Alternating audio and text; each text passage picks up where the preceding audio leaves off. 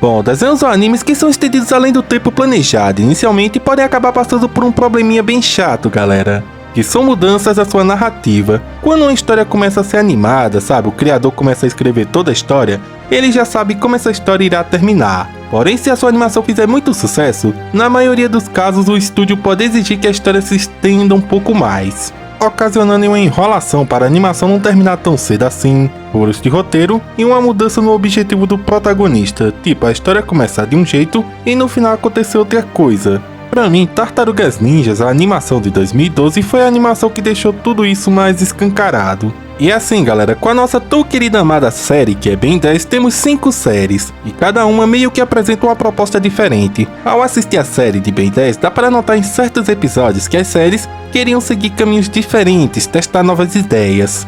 E isso deixava a gente ansioso para o próximo episódio ou a próxima série, sempre esperando essa abordagem diferenciada que o desenho parecia prometer para a gente.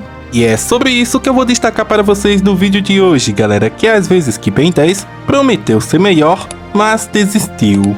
Basicamente eu vou pegar diálogos ou cenas específicas dos episódios de Ben 10, que para a época que o desenho estava sendo exibido na televisão, deixavam os fãs cheios de teorias e ansiosos pelos próximos episódios ou série para ver isso. Vamos então começar esse vídeo por uma promessa que é clássica do desenho que os fãs acabaram percebendo: o Ben sendo o herói solitário. Na série clássica, no episódio A Aliança, o Vomax acaba sendo ferido lá pela Rojo e as parceiras dela. O Ben acaba se preocupando muito com o Vomax e absorvendo toda a culpa daquilo que tem acontecido com ele. Por conta disso, o Ben acaba entendendo naquele momento que as pessoas que ele amava poderiam acabar sofrendo por culpa dele por ele ter uma vida de herói e portar o Omnitrix. Isso leva Ben nesse episódio a deixar uma carta de despedida para o Vomax, querendo seguir um caminho de um herói solitário. Mas do meio para o fim desse episódio, Ben acaba desistindo dessa ideia. Mesmo assim, na época, galera, isso fez o público imaginar como seria se o Ben realmente seguisse um caminho solitário a partir daquele episódio. Acho até que esse pode ter sido um dos motivos que o Omniverse foi tão odiado lá no seu início, porque a série logo de início tira o Kevin e a Gwen, personagens que eram parte essencial do núcleo do Ben, e parecia que finalmente a gente teria uma série solo do Ben explorando esse lado dele, de herói solitário. Essa ideia do Ben ser um herói isolado, galera, nas séries seguintes, depois do clássico, vinha sendo reforçada por conta dos episódios do Ben 10.000. Nos episódios do clássico a gente via o Ben lá isolado, em Supremacia a gente também viu a mesma coisa, e aquela visão que as séries ia dando para a gente do Ben adulto lidando sozinho com os problemas, faziam os fãs esperarem tanto por esse momento. Se isso chegar a acontecer um dia nas HQs, ou em uma nova série de Ben 10, vai ser incrível para a franquia. Evitaria aquela repetição do Ben depender de outras pessoas para resolver tudo, entendem? Mas convenhamos que se esse conceito tivesse sido aplicado lá no início de Força Alienista, o desenho acabaria sendo bem melhor do que já é. Falando no nome do Kevin, agora vamos falar desse personagem, pois ele meio que prometia fazer a série de Ben 10 muito melhor do que ela já é. Como o Kevin sendo o rival à altura do Ben 10, o inimigo perfeito para atormentar o Ben sempre que ele reaparecesse na série.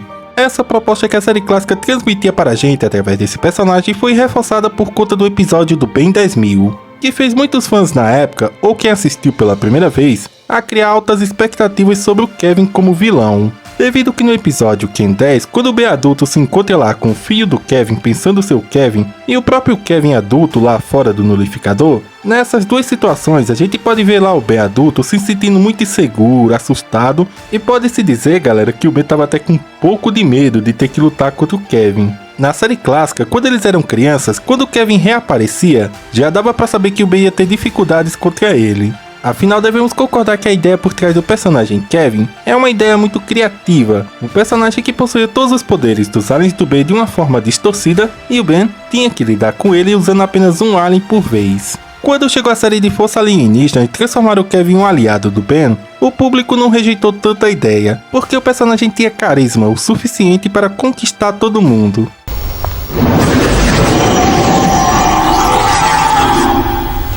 Como é que eu estou? Você não mudou muito. Tá mais alto. Mas o fato é, galera, que a falta do Kevin como vilão realmente fez muita falta na franquia. Pode até notar que a partir de Força Alienista tentaram recriar um novo Kevin para lutar contra o Ben. Tivemos o Agregor, que é o melhor exemplo disso, pois ele era literalmente uma cópia lá do Kevin. O Albedo, gênio do mal do Ben, que possuía também todos os aliens do Ben.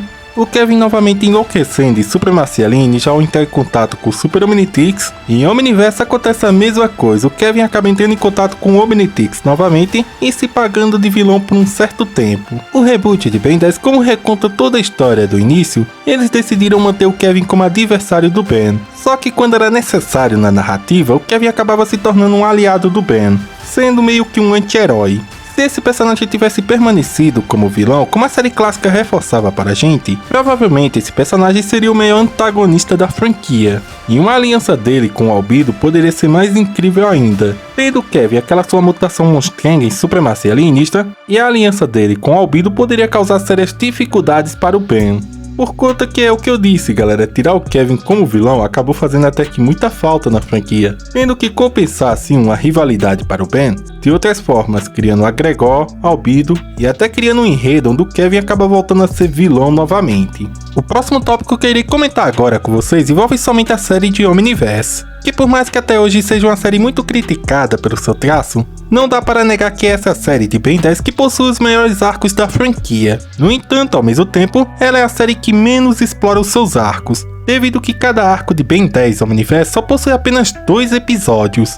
E tem 2 arcos específicos nessa série que, na opinião de muitos fãs, mereciam ao menos 5 episódios ou 10 episódios para trabalhar bem melhor toda essa questão, que é o arco Sapos de Guerra e a guerra temporal entre os Bens alternativos. Primeiro vamos comentar sobre o arco Sapos de Guerra. Nesse arco, os Incusianos tomam conta da Terra e expulsam o Ben dela, o que por si só é um início muito incrível, pois separa o Ben dos seus amigos e poderiam a partir disso colocar em prática aquela ideia que eu comentei para vocês, o Ben sendo um herói isolado, mostrando o Ben lá no espaço com a ajuda do Azimuth e os amigos do Ben tentando se reunir na Terra. Porque eles com certeza, quando tudo isso aconteceu, não estavam juntos, tiveram que se ajuntar. E no próximo episódio, após esse arco, tudo volta ao normal, como se nada tivesse acontecido. Agora o que falar do arco dos Bens alternativos nessa série? Simplesmente esse arco de 2 episódios foi o que fez essa série ficar muito famosa, apresentando versões diferenciadas do Ben, uma coisa que as séries anteriores não faziam, criando a curiosidade na cabeça da gente sobre o Benzarro, o Ben negativo, o Ben malvado, porque eles eram tão diferenciados,